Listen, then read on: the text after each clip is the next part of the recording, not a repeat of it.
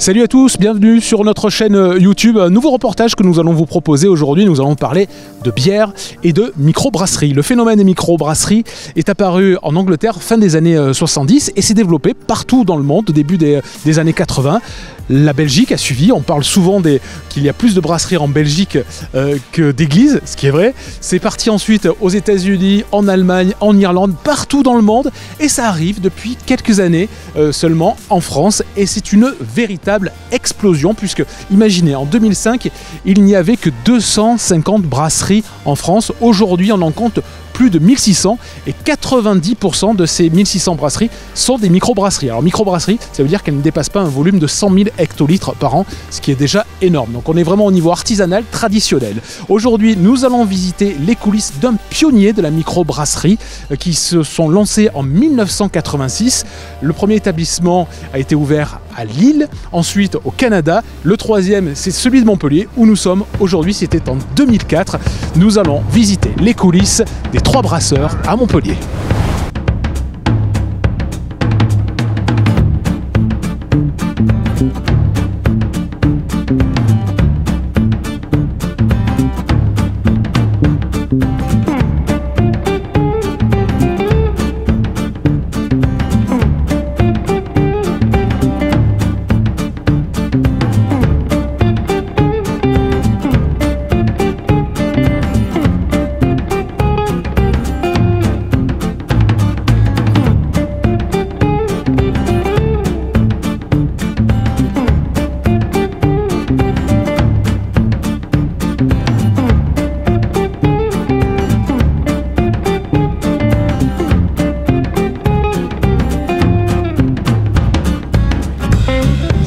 Hop, FX, comment ça va? Impeccable, et toi? Merci de nous recevoir. Écoute, avec grand plaisir. Dans ton établissement. Trois Brasseurs. Ça me fait extrêmement plaisir. Et je le disais en introduction, les Trois Brasseurs, c'est un des pionniers de la microbrasserie en France. Comment est arrivé le concept? Tu peux le nous concept, raconter un en petit fait, peu? il est né à Lille, hein, il y a quasiment une quarantaine d'années maintenant.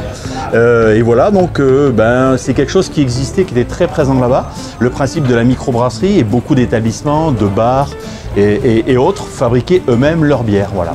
Ça a un petit peu disparu après, donc on était vraiment sur un système de consigne où les gens venaient avec leurs bouteilles vides, les remplissaient de bière, hein, prenaient les pleines, enfin voilà. Et voilà. Donc tout est né là-bas, hein, et en fait le concept est né à Lille et après c'est développé au travers de la chaîne des Trois Brasseurs. Aujourd'hui, on a quand même un joli nombre d'établissements. 44 établissements en France. Oui. Montpellier, c'est arrivé en 2004 et toi tu es là depuis le départ. Depuis l'ouverture, voilà. Je fais partie de l'équipe qui a ouvert cet établissement. Il en reste quelques-uns, plus beaucoup, mais voilà, ouais, depuis 2004. Et tu n'as pas changé, hein, je te connaissais déjà en 2004. Un peu plus de cheveux peut-être, mais bon, à peine. Ouais. Donc autour du concept de la brasserie, il y a la restauration aussi qui est important. Qu'est-ce qu'on peut déguster, manger aux Trois Brasseurs? Alors on est bien évidemment sur quelques spécialités qui rappellent la région d'origine, hein, la carbonate flamande, le potschlebetsch, le welsh, vraiment des spécialités très axées sur cette partie de la France. La plus grosse partie de nos spécialités vient plutôt de l'Est avec tout ce qui est choucroute et flamme-cuche. Et après pour le reste on est sur des plats génériques de brasseries françaises comme la bavette à l'échalote, le jarry braisé, les os à moelle qu'on ne trouve pas forcément dans tous les établissements, voilà, et les incontournables hamburgers maintenant puisque ça fait partie, je dirais, de la restauration française et quand c'est fait maison, ça peut être très très bon. Ouais. Ah oui, ils sont très très bons, je le confirme. Et ça fait un moment que je fréquente cet établissement. Il y a toujours du monde. C'est un vrai succès. Quand on avait en 2004, beaucoup de personnes nous disaient mais quelle idée ouvrir un restaurant qui fabrique de la bière et qui propose des produits du Nord et de l'Est, mais ça ne marchera jamais ici. Et on s'est rapidement aperçu que c'était le contraire, quoi. Et on a rapidement eu des belles fréquentations. Aujourd'hui, voilà, c'est quasi devenu une institution. C'est une institution. Voilà, et bon, on est sur une moyenne de plus de 650 couverts par jour. Et voilà, et on est ouvert non-stop toute la journée, donc il y a du monde toute la journée, 11h30, 1h du matin, voilà. 7 jours sur 7. 7 jours sur 7. Ouais, voilà. c'est ça qui est impressionnant.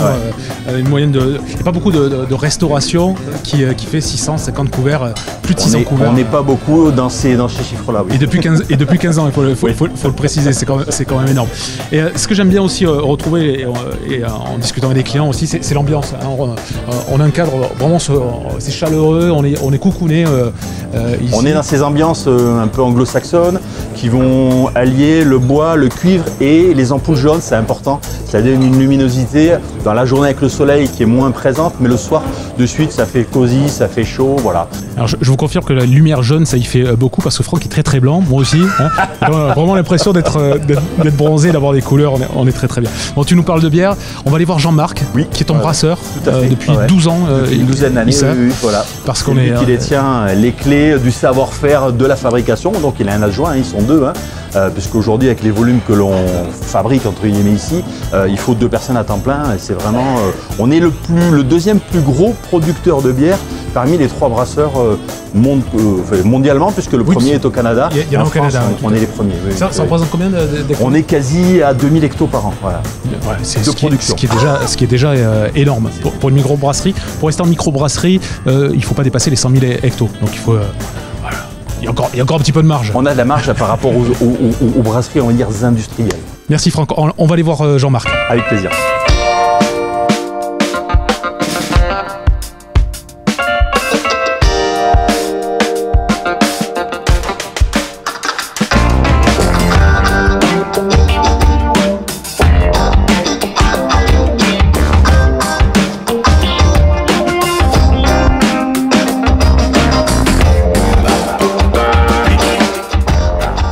Là, nous sommes avec Jean-Marc. Bonjour Jean-Marc.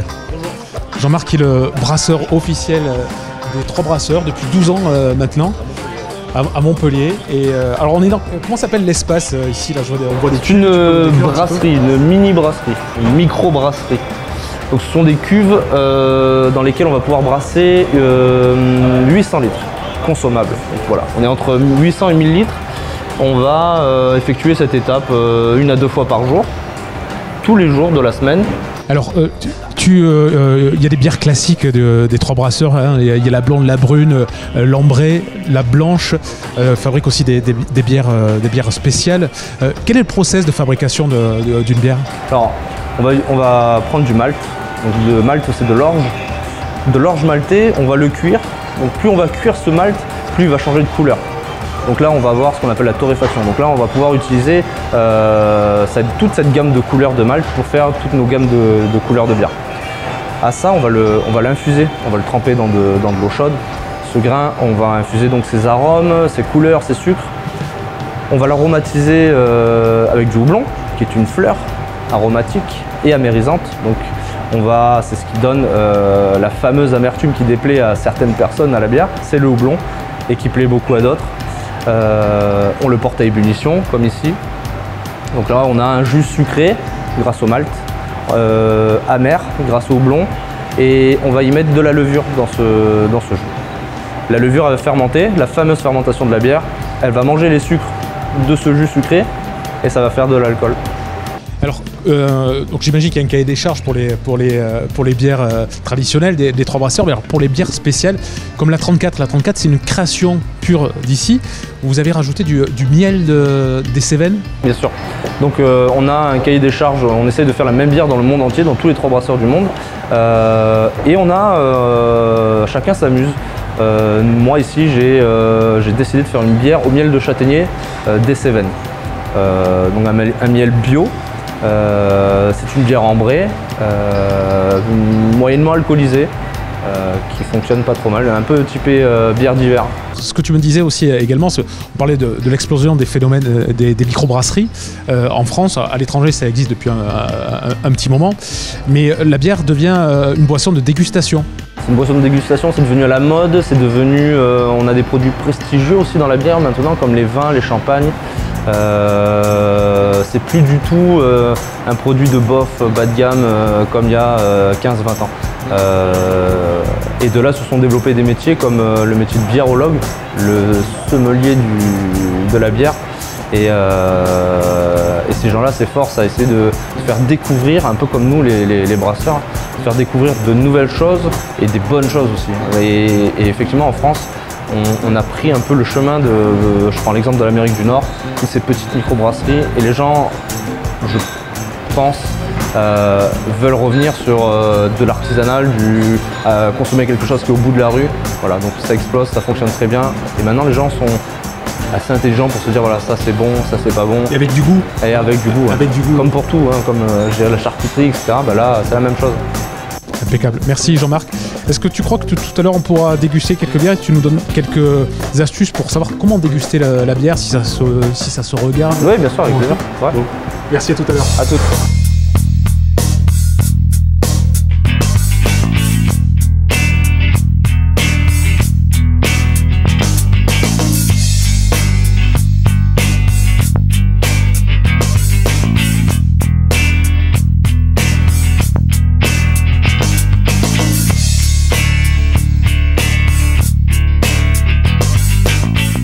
On arrive à la fin de ce reportage avec le moment que j'attendais très impatiemment. C'est pour ça que je suis venu, Franck, aujourd'hui, c'est la dégustation. On est où dans cet endroit? Il est génial. Je crois que chez ma grand-mère. Il y a deux appellations. Ça s'appelle soit le VIP, soit la salle à manger de grand-maman. Voilà. Mais pour nous, c'est plutôt la salle à manger de grand-maman. Voilà. Donc les photos qu'on voit, c'est ta grand-mère. Voilà, c'est ça. Oui. Ouais. D'ailleurs, tu vois la ressemblance. Et là, donc, c'est mon père. Voilà.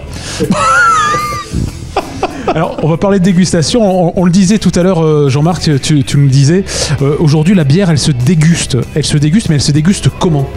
On va commencer déjà par un visuel. On regarde les bières, les robes des bières, comme pour tous les alcools. On va avoir différentes robes, différentes couleurs de par le brassin, comme je vous expliquais, avec les différentes couleurs de malt. Et en fonction de cette couleur-là, déjà on a une idée de ce qu'on va avoir, ce qu'on va boire, presque manger sur certaines bières. Si on goûte des bières comme celle-ci, par exemple une bière blonde, ça c'est la blonde, ça. très limpide, juste à la regarder, on a l'impression qu'on va bien se rafraîchir. Là, on sent la fraîcheur, on sent déjà que le verre, il y a un petit peu de buée. Voilà, mais même sa robe, sa couleur, on sent que c'est pas une bière où on va avoir envie de boire un verre d'eau derrière. Là, celle-là, c'est une bonne bière fraîche, une bière d'été. À l'inverse, une bière brune comme celle-ci, on sait qu'il va falloir manger quelque chose de costaud avec. D'accord. Une bonne il y a plus de matière, voilà. Là, ça reste plus en bouche. Oui, c'est quelque chose qui pourrait aller avec une bonne viande forte, avec un bon Welsh. Voilà, un bon Welsh pour toi. Là, je vérifie si on sent la fraîcheur aussi. Je veux bien que tu vérifies si on sent bien le... La brune aux arômes de café, déjà rien qu'au visu, on sait que... Là, ça y est. C'est bon. Donc là, c'est vrai, il y a une couleur un peu caramel, mais très cuit. Ouais. Et ça sent le café, non? Des pâtés en caramel, hein, Je ne sais pas faire le caramel. On a bien compris. Et on sent des notes, et alors pas du tout d'amertume, parce qu'on parlait d'amertume aussi avec les houblons. Mais là, on est vraiment pas on est sur de la douceur. Oui, voilà, c'est pas comme les bières IPA qui sont hyper amères, hein, mais il y a une légèreté dans l'amertume. Et voilà, on cherche vraiment le café. C'est d'arriver à maîtriser cette amertume, justement, à avoir une amertume qui soit agréable. Voilà, parce que amer pour amer, ça n'a aucun intérêt, quoi. Ouais. Bon, après ça, c'est leur boulot à eux, les dosages, les recettes, voilà. Là. Est-ce qu'on trouve aussi, comme dans les vins, tu sais, des fois on dit c'est fleuri, c'est fruité. Est-ce qu'on arrive à ressentir ça dans la bière? Tu vas avoir des notes caramel qui vont venir du malt, par exemple. Tu vas avoir des notes d'herbe ou de fruits qui peuvent venir des houblons. Tu peux rafraîchir une bière avec toutes sortes de houblons. Tu peux la boiser avec un malt ou un malt fumé, par exemple, voilà, si on veut parler de boisé. Il y a la rondeur, donc une bière dans laquelle on va volontairement garder le côté sucré. Donc là, on va avoir une bière avec ce qu'on appelle de la rondeur. ou des bières sèches, très amères, on va chercher quelque chose un produit assez sec. Alors, tu en as parlé, je crois, déjà, vous l'avez à la carte, c'est l'IPA, ça aussi, c'est un petit peu à la mode ces derniers temps. C'est quoi exactement l'IPA? Alors l'IPA, c'est l'Indian Pale Ale. Ce sont des bières très très houblonnées. Ça a des centaines d'années cette recette-là. Hein. C'est les Anglais, quand ils partaient dans les Indes, ils partaient avec leur bière. Le houblon étant un conservateur, ils mettaient beaucoup de houblon pour pouvoir conserver ça lors du voyage. Et du coup, ça faisait des bières très houblonnées. Et ça existe toujours et ça fonctionne toujours. Ils faisaient des belles tops sur les bateaux en fait. on imagine, mais je me dis que ça doit être drôle. Et alors, tu peux nous présenter juste donc les bières, là ça c'est les classiques hein, du Microbrasseur. Dans le panache, on va avoir donc la bière blonde, légèrement dorée. La bière IPA qui est un poil ambré et avec des houblons qui vont rappeler un petit peu les agrumes. Une bière assez fraîche, désaltérante. Alors on sent l'agrume hein. Ouais. Tout ça c'est l'orange et ça c'est que l'eau blanc qui amène toute. C'est fou. Des notes d'agrumes, C'est bon, ah oui non mais c'est trop de malade. On sent un petit peu l'orange. Hein. C'est une puissance aromatique due aux belles quantités de houblon qu'on y met. Donc la brune avec sa robe foncée et ses grosses notes de café. Et la bière 34, brassée au miel de miel, voilà, qu'on a pu goûter et on sent vraiment la présence du miel et même à l'odeur, là on est en plein, on est dans les céréales. J'ai envie des tartines beurrées là, en plus. Merci. Super, merci beaucoup en tout cas Jean-Marc pour toutes ces explications. Merci Franck que nous avons accueillis ici au Trois Brasseurs. Et merci à tous, je vous invite vraiment à venir rencontrer Franck, Jean-Marc et toute l'équipe, je ne sais pas combien vous êtes ici, vous êtes très nombreux. Une cinquantaine, oui. Une cinquantaine, ils sont tous très sympas, il y a une super ambiance. 11h30, 1h du matin, tous les jours, 7 sur 7, service non-stop toute la journée. Voilà. Il connaît bien le disque hein, depuis 15 ans et il a toujours le sourire. Venez nous rejoindre aux Trois Brasseurs, vous allez voir, vous n'allez pas être déçus. Merci à tous de nous avoir suivis, un pouce bleu sur cette vidéo si vous avez kiffé et vous la partagez évidemment. Bye bye.